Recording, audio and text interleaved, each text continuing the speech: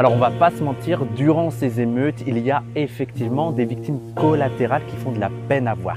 Mais en fait, le problème, c'est que c'est difficile de tenir un discours là-dessus. Il ne faut pas voir le monde entre les méchants émeutiers et les honnêtes travailleurs qui font pas de bruit. Par contre, je pense qu'il faut quand même qu'on ait un discours vis-à-vis de ces dérives.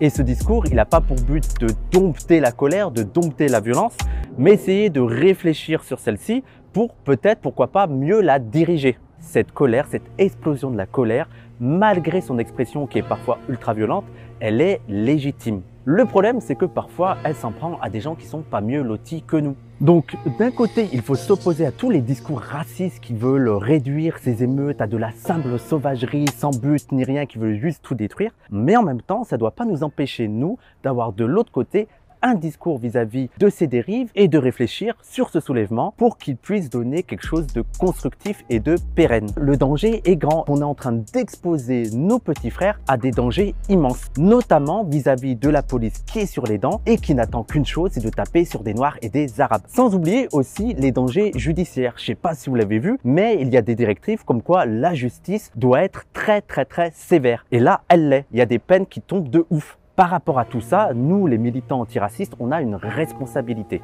Nous, on n'est pas des bandeurs de l'émeute parce que ces émeutes, elles sont aussi le signe d'un désert politique. Elles sont le signe qu'il n'y a plus de mode d'expression dans les quartiers et que pour exprimer leur colère, ils n'ont plus que les émeutes. Et ça, c'est dû à un manque d'auto-organisation dans les quartiers ou même d'auto-organisation antiraciste. Mais ça, c'est pas dû au quartier, c'est dû à tout le contexte politique, en particulier à la gauche, qui a tout fait pour empêcher l'autonomie des quartiers. Et donc maintenant, on est démunis, on n'a plus rien. Parce que, comme vous voyez, les quartiers, les Arabes et les Noirs, les musulmans, ils n'ont aucun moyen de s'organiser.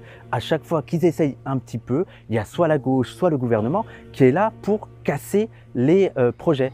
Et on se rappelle l'exemple du CCIF qui a été dissous. Et donc pour nous, ces émeutes, elles expriment une colère légitime, mais elles sont aussi le signe d'une défaite. Le fait que, il n'y a plus vraiment de choix, il n'y a plus vraiment d'opportunités.